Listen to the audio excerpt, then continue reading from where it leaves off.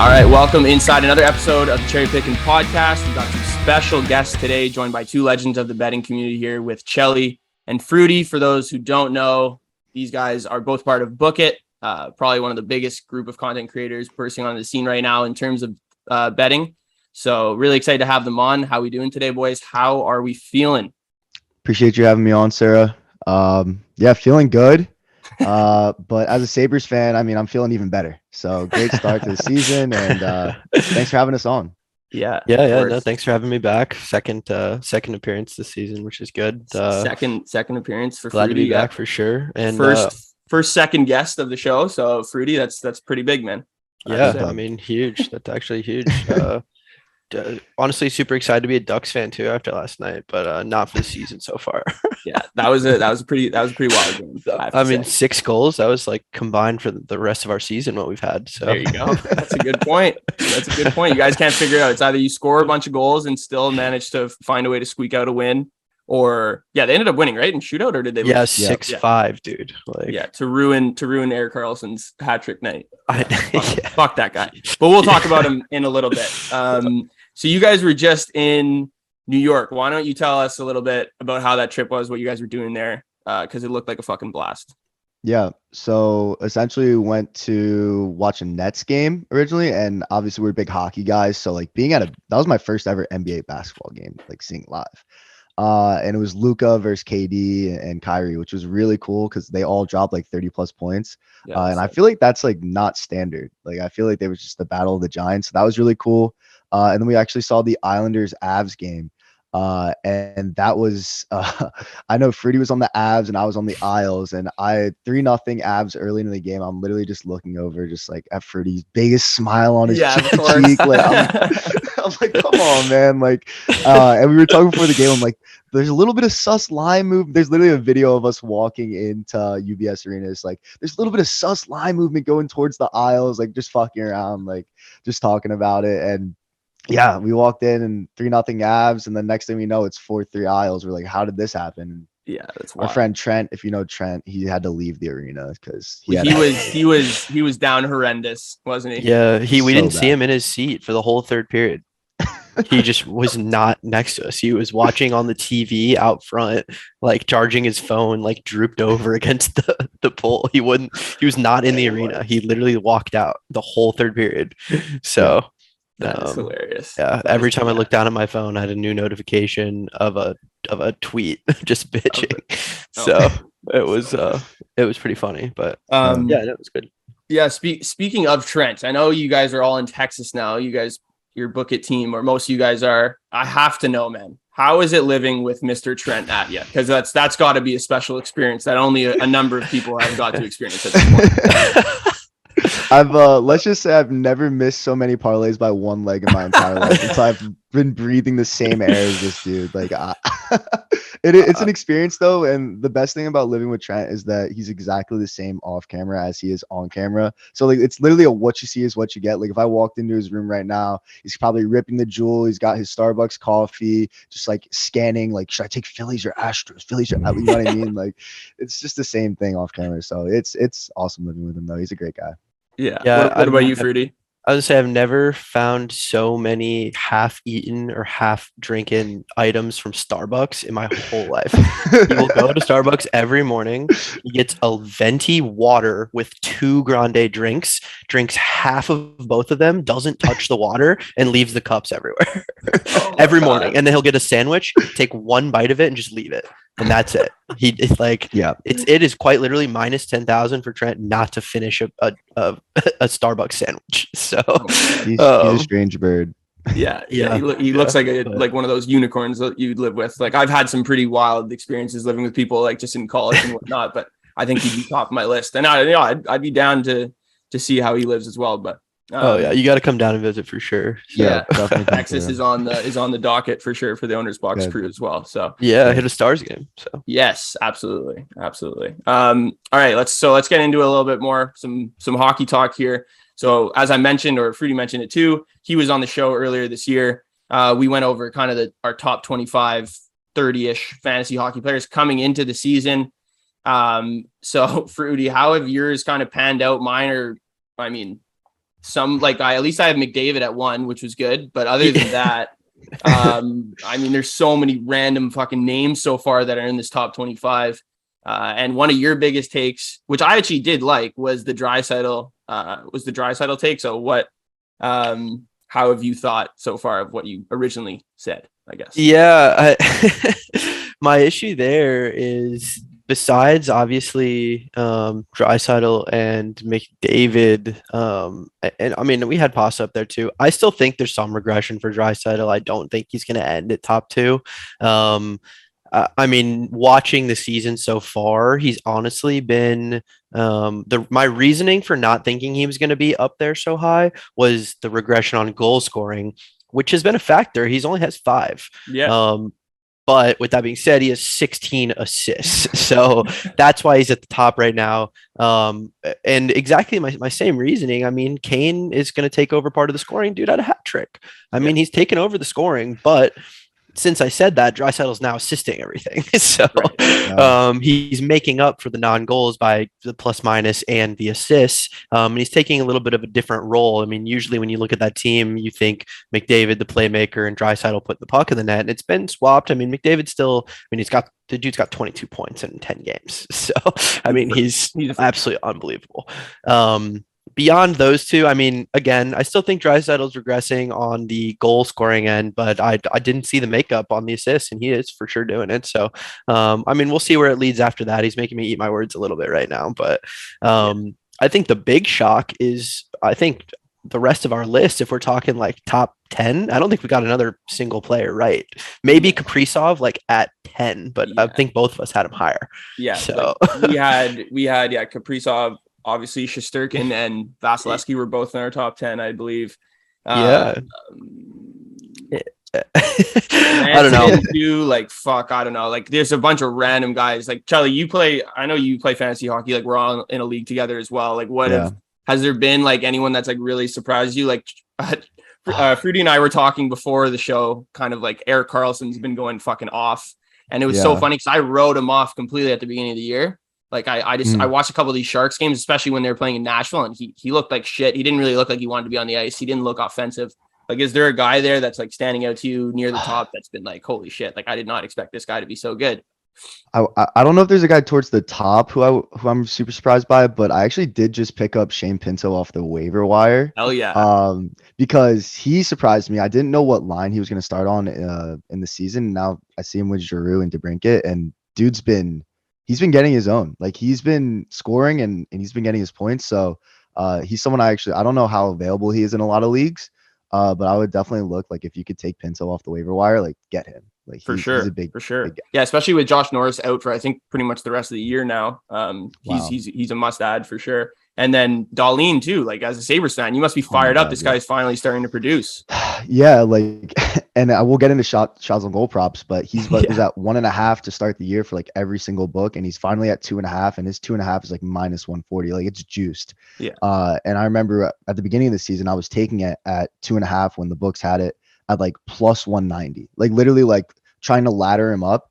I didn't expect him to be firing pucks so much. He was kind of more of like our Apple guy, like looking to set up Tage, like Tuck, like looking to set up the guys. But no, I'm genuinely surprised and happy the way he's started the season so far. Hopefully he can keep that up. Yeah, absolutely. I know his shot volume has been insane. I think he leads his team in shots on goal and attempts, if I'm not mistaken there. Yeah, 12 maybe points not in 9 after games, I think he did until like the last 2 games because Thompson's had like 9, 9, and 8 to the last 3. His last game, Tage Thompson's last game against Detroit, he put fucking Nedeljkovic in a blender, dude. Oh my god. Yeah, oh my god. Yeah, that was awesome.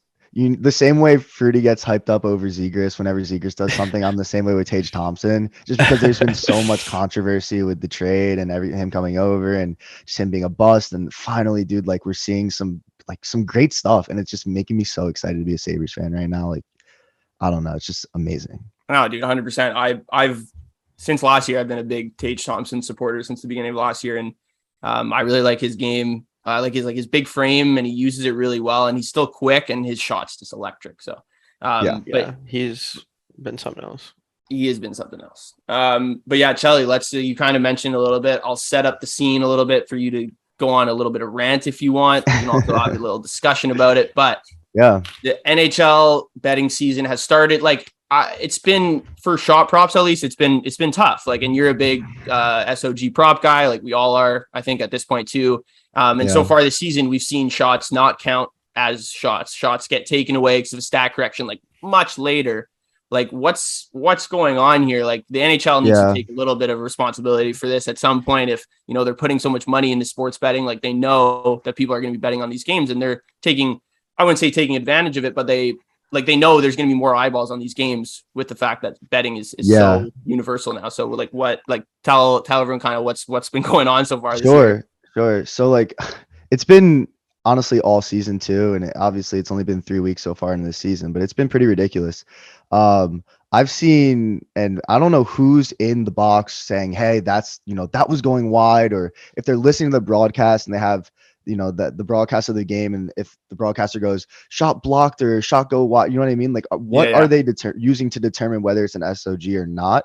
I think that they need to kind of maybe reevaluate what is exactly a shot on goal, because there is no clear, hey, if it was going on net, how do we know for sure? Do we have the technology to kind of, I mean, it's 2022. We should have the technology to be like, that would have went in the net if the goalie was not in the goal. Because that's technically the definition right now for shot on goal is if the puck was going to be in the net and count as a goal without the goaltender in net, that's a shot on goal. Yeah. Right. Yeah. And there's nobody other than a dude about 90 years old in a box with binoculars looking down at the ice going, yeah, I think that would have been a goal, you know, and I've seen that be an issue. I've also seen, I mean, we use ESPN stats, right? And that's who the main stat taker is for NHL. So we've seen them put shots down as like one shot count as two, and they leave it up the entire game. And everybody will be like, oh, this guy has 2 shots on goal, like he cashed. And then we'll look back at it after the game and they'll be like, what's the stat correction? Well, if you look at the actual play-by-play scorecast, they counted 1 shot as 2, and they didn't really care until the end of the game when they went back and looked through. So there's tons of issues with it. I'm not sure if ESPN or whoever's doing the stats actually understands how many people bet on shots on goal, because it's a newer thing, right? Yeah. Same thing with, you can now bet on hits, like how many hits somebody's going to have. Yeah. And that's another thing that's fully subjective. Like you don't know if that's a hit or not. Like how hard do you have to hit someone? Did he have possession of the puck? Like, did he dispossess him? Or was it just a pass away? You know what I mean? So there's so many factors that go into shots on goals, and I mean now hits and goalie saves, that it's really just you're kind of just leaving it up to fate at this point, which I think a lot of people are starting to get discouraged from betting on shots on goal, because there are so many subjective rulings where it's just like, was that on net or not? And why is this dude deciding whether or not I, you know, eat ramen for dinner tonight, or I'm ordering Uber Eats with my boys because we just hit a fat shot on goal away? I mean, who is this guy to determine that? And it gets discouraging, but I mean, I think it'll get better. I have hopes it'll get better. It's very early in the season, and I'm sure ESPN NHL, like, we blow their Twitter page up every time there's a really bad, like there was a Panarin shot on goal that they said, I saw that one. That was fucked. That one was really fucked. bad. I saw that on your Twitter. Yeah. Yeah, they said it was a Lafreniere missed shot on goal, and he was like so far out of the play, like it was clearly nowhere near him. You heard the puck hit the pad. It was just like a whole issue, and I mean that's bad, but there's gonna be tons more this season, and there's really nothing we can do about it, which is so painful to say. Yeah, and the one thing too, right? Like especially like you guys obviously use Prize Picks a bunch. Like they'll show, and not only you guys, like everyone who's using Prize Picks, like if they award 2 shots for 1 shot, like you see that, you'll see it midway through the game, right? That green bar go up to 2 instead of just 1. So like, and then at the end of the game, you see back to 1. You're like, what the fuck? Like what just happened? You have to go through it all. But the one encouraging thing, Chelly, is that I don't know if you guys have ever listened to Elliot Friedman's podcast, but it's pretty big here, just being in Canada, the 32 Thoughts podcast with Jeff Merrick. This was a quote I heard on the show, and it was: a growing complaint among fans who gamble, changes to shots on goal well after initially awarded. You'd be surprised at the number of people who comb these odds much more carefully than I comb my hair. If you're going to take gambling money, you've got to make sure the changes are minimal. So I think that's kind of good because it's clearly making its way up the ladder to a certain extent. So I agree with you. I think it will get better. We kind of just got to keep our heads down and keep betting on these SOG props. Yeah, 100%. Yeah. Can't waiver course at all because they do make a lot of money. Seriously, Yeah, like if 100%. you can rely on Cole Caulfield to get 3 SOGs every single night, and you know what I mean. So Yeah, you can absolutely. Yeah, I was at the Minnesota game last night, and I think he finished with 8 shots on net. He was an absolute tank last night. It was perfect. Yeah. Him and Kaprizov parlayed was free as shit. It was great. You know, and last night was a national holiday. Timo Tuesday. I'm Timo trying to make that a Tuesday. thing. Anytime Dude, Timo plays you gotta keep pushing for that because even like it's not even SOG props at this point. He just scores on Tuesdays all the time too now. All right, can we talk about his second goal really fast? Yes. Oh my god. Dude, Like, he was in net last night his goal? Stolar's was. Yeah. But like, I mean, just a quick thing really fast. I'll we're gonna change this. Talk about stat sheets. We're gonna give this guy a goal. This guy. Yeah, he deserves This it. guy. That's a goal. That's a goal for him because honestly, I'm in disbelief after watching that last night. Thank God we still won. Because wow. I was gonna say if you guys are throwing for Bedard, at least do it right, man. Don't win the game. The amount of throwing for Bedard tweets I saw today and last night is unbelievable. And I'm about to go through every single one and just comment in all caps. Still won though. Yeah, it's because I cannot, dude. If we would have lost that game after watching that, oh my. That must have been a fucking roller coaster ride. I wouldn't have been able to recover. I wouldn't have been able to recover. I thought Chicago was going to be the team tanking because it seemed like they were, but I don't know, Freudy. The Ducks are kind of getting into that territory. Like I know they did win. I'll give you that. But Oh, I know. We're gonna have to talk about on Chelly and I's first podcast. We made a $500 bet on who would get last place. He took the Flyers. I took the Blackhawks, and they're two of the teams just stealing the most coins this year. Absolutely, like, they're both like 8-1 to the spread. Like what? I bet on Chicago to finish with the worst record as well this year, and like it's just not looking. I have a couple hundred at all. I think I need to swap to the Canucks. Yeah, seriously. Oh my God, they look like absolute shit too. That's crazy. Speaking of shit teams too, though, let's talk about the Leafs because we've talked about the Leafs quite a bit on this podcast in this series and so far this year. But like, do you guys have any answers for this bad start from Toronto? Like, I'm curious to hear what you guys think. Freudy, I'll go to you first. Like, what is this? Just another slow start because they did have a really slow start last year, but for whatever reason, to me, this feels a little bit different. So here's my biggest thing with the Leafs. When you look at that team and you compare it to what it was last year, they were winning games because they were scoring 4, 5, 6, 7 goals a game. They've always been struggling with goaltending. They've been struggling with defense, but their offense was the best offense in the league. They made the playoffs because they were averaging like 5.2 goals for more than half the season. This year, they've only scored 4 one time. Once. And every other game has been 1, 2, or 3. So that's my biggest issue with a team that relies so heavily on offense. If you're not consistently, they should be putting in 4 goals every game, minimum.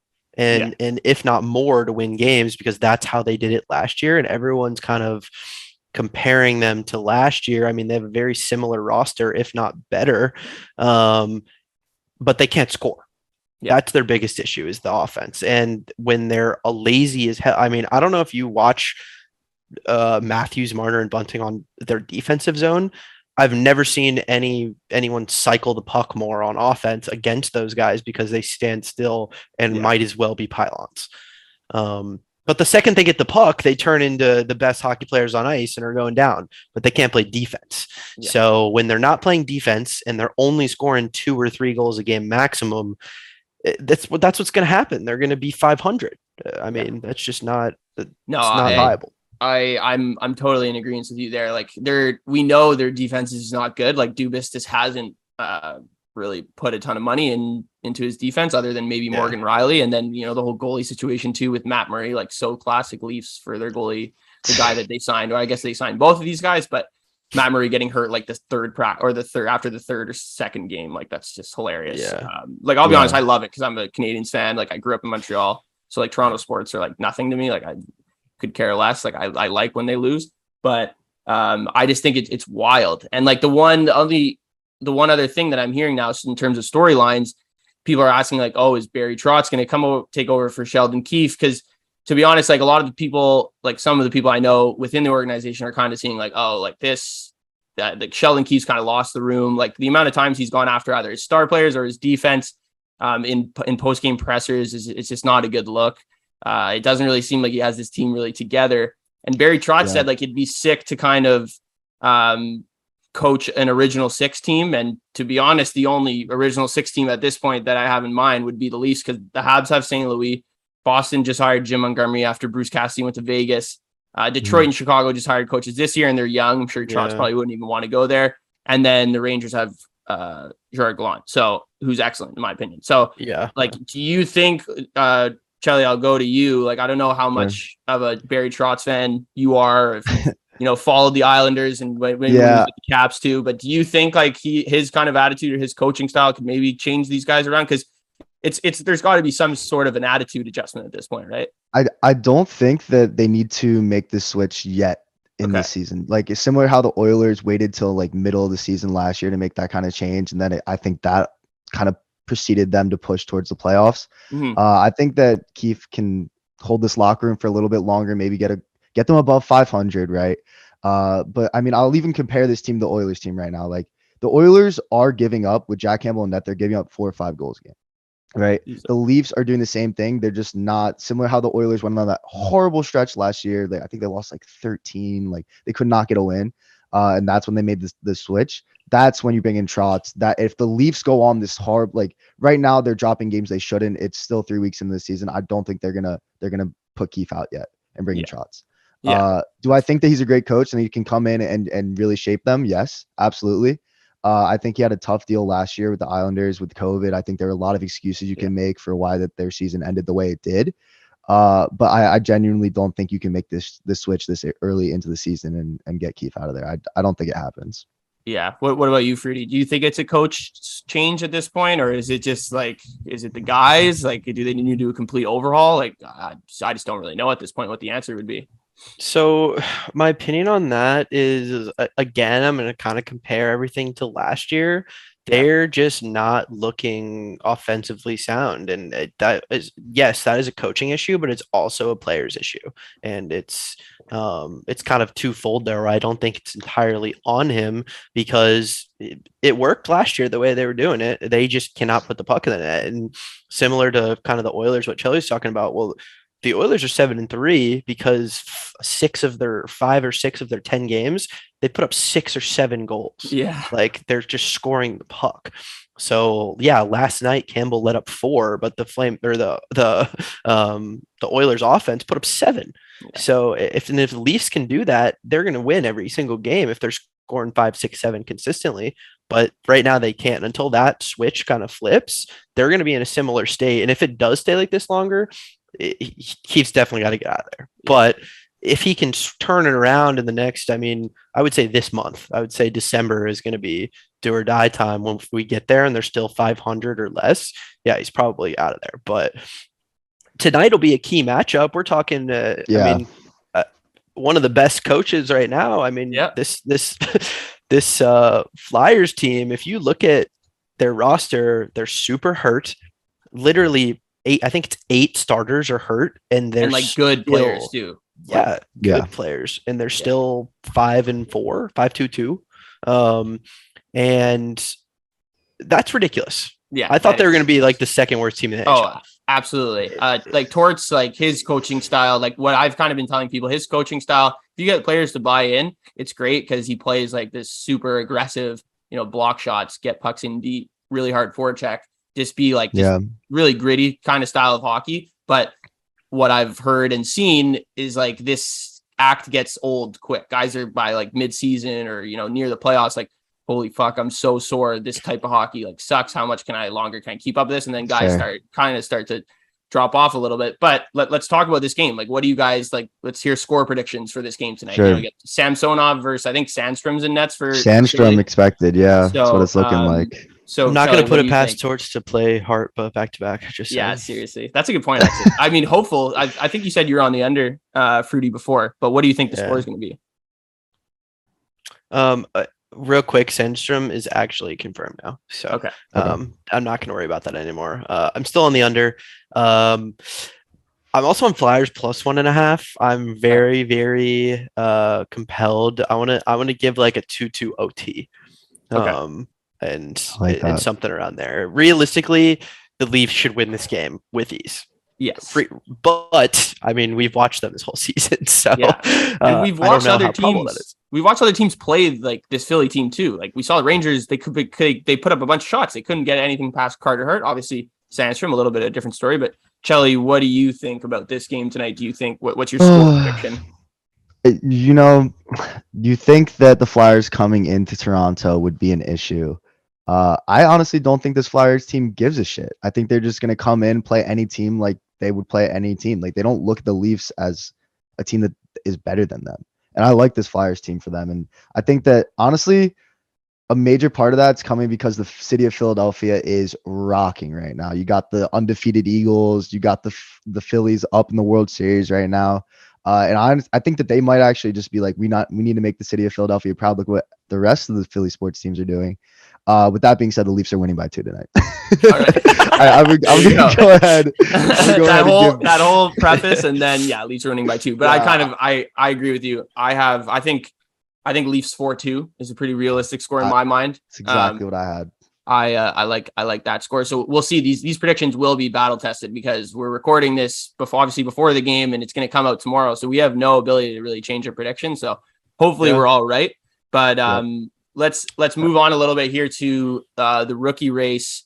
Obviously the Calder Trophy. Very interesting. Updated odds at DraftKings Sportsbook right now has Matty Beniers as the favorite at around 4-1.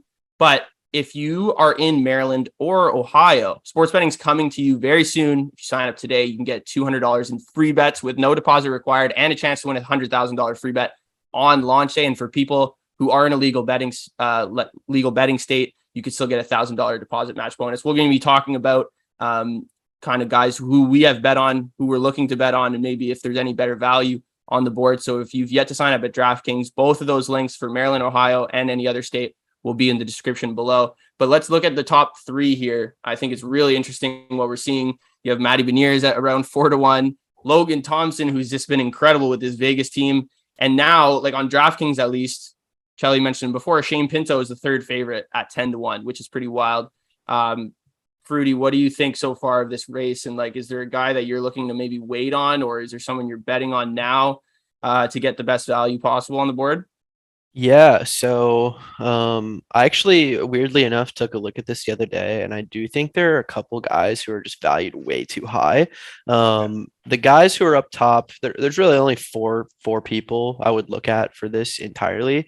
Beniers obviously at 1. The kid's had a great season. He's getting a point every single game, and he's taking real ownership of that team. Mm-hmm. The letdown spot is honestly my own McTavish. McTavish. I thought he was going to be doing a lot more. And in terms of letdown spots, I mean, I still think there's a good spot for him. I don't like where his odds are at right now. I think they're going to come down a little bit about halfway through the season. But I do think that I mean, we just saw Drysdale get out. Obviously, he doesn't play D, but a couple more injuries, and he's going to need to step up. So that one's a little concerning. The other big letdown spot, in my opinion, is Kent Johnson. Kent Johnson. KJ. Wow. I thought you were going to go a different baby. avenue, different direction with that, but I kind of agree. So I think he was in everyone's top 3 to Mhm. start the season. He was the only person. He was the long shot, great odds, going to be the best, blah, blah, blah.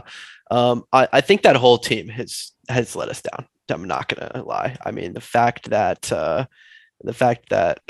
they're not doing better right now. I mean, I'm not a fan of his potential. I think he can do a lot better than what he's been doing. You mentioned a little bit, the one up and comer who I'm all over is Shane Pinto. Yeah. That's I mean, friend of the program right there. And the dude's taken the opportunity with Norris out and has run with it and is scoring the puck. He's a great goal scorer, and I think you're going to see him in the top three. I mean, I don't see him in the top three, but I think that he will be universally in the top three in the next month, probably. Yeah, would be my guess. I would agree 100%. Like I took Pinto, I think a week and a half ago now at like 16-1, kind of right when Norris went down, and he still had a bunch of goals, but he leads all rookies in goals. He's off to a great start. Rookie of the month in October. I was actually, Freudy, I was looking before at rookie seasons and like some of the best in the past. And your fucking boy, Teemu Selanne, when he was on the Jets, scored 76 fucking goals in his rookie year. Coming out, and he played, you know where he played before? Chelly, he played for Jokerit in Finland before. Yeah, what? Jokerit, whatever. Yeah. Jokerit? Yeah. Yep. I thought that was a good cross of leagues, or I guess you could say. But Chelly also, it's a little disappointing to see Owen Power has not been very solid this year. And look, we just did a fantasy video. He was a guy apart from dynasty leagues, he was a must drop for me because he's like rostered in 60% of leagues right now. He's playing a shit ton, to be honest. He's just not putting anything in the net. He's not shooting. Like he's just the offensive. Maybe I overestimated his offensive talent, but right now it's just gone. Well, if we look at the guys who are thriving this year, rookie wise, we got Beniers and we got Pinto, and look at their lines and who they're surrounded by. Tons of experience. Like you got Giroux with Pinto and DeBrincat, and then you got with Beniers, you got Eberle and Jaden Schwartz. Like those guys can definitely help you get your points up. And then we were talking about KJ and Kent Johnson, how he's been a disappointment. Well, he's surrounded by Cole Sillinger and Yegor Chinakhov. So like, if he was on that line with Line and Gaudreau, if they could somehow put him in there, like we would obviously an uptick. Similar to Owen Power, he's not on that Darlene Thompson, Tuck line. So you know what I mean? So it's tough for him as a rookie to come in and kind of have that super big impact. Like he'll do his job defensively, and he'll just do it quietly. And I think that's kind of what we're asking of him right now. We're not asking him to be that, guy we need on that first power play unit, or, you know what I mean? So we have those guys that are stepping up, and I just feel like he's doing his job quietly, which is on a Sabres team as a rookie. That's kind of all we need from him right now. We don't need him, and we're winning games, right? Like it's not like we need, a McTavish to step up and win us games, or a Kent Johnson to step up and put some puck in net. So he's a defender. It's obviously a different situation, but I like that he's doing his job, and I think that he's doing his job pretty well. Yeah, no, I think that's a good take and a good way to look at it, especially as a Sabres fan. Like, obviously be hopeful about this guy who's the first overall pick. Like, look how long it took Darlene to burst on the scene, right? Like, I think you get maybe a year or two more of experience, and we could see him putting up really solid numbers. And then, Kent Johnson, I'm quite very surprised too with kind of where he's fit in the lineup, because there's some preseason games where he was playing with Gaudreau and Line, and they had incredible point production. Like, it was a preseason, but still. So definitely surprised to see him where he's at. But yeah, boys, that kind of sums up the show for today. Really appreciate you guys coming on. If you have any last things you want to say, any last shout outs, feel free, go for it. If you want to throw out another bold prediction, I'm all for it. Sabres to make the playoffs. Sorry? Sabres to make the playoffs. Sabres to make the playoffs. Easy there. He's Devils to make the playoffs was my. I hit that right before they went on this little run that they're on right now, and I'm loving every second of it. It's looking great. I'm honestly curious if you give me your biggest. We talked about Carlson a little bit. Besides him, who's your biggest shock that you thought wasn't going to be a fact, in terms of player, in the league, and super good, super bad, either one. I didn't. One guy that I'm kind of surprised at right now, and not that I didn't think he was good, I just thought it was going to come maybe a little bit later, and it's Gabriel Velarde on the Kings. He's been fucking awesome. Playing for this team right now. He's leading their team in goals. He's pretty much done everything right at this point. I thought it was going to take him a little longer. Look, Byfield's been pretty much fucking invisible on that team, on that roster. But yeah, Velarde's been great, and he's someone that you could definitely look at to be. They don't do obviously comeback or breakout player of the year, but he's looking like a guy that will be top of that list if you're considering it. So yeah. That is it, boys. I really appreciate it again. Thank you for coming on. Be sure to like, comment, subscribe if you like this video. These boys will definitely be featured again on another episode of Cherry Picking throughout the season, and I will see you guys next time.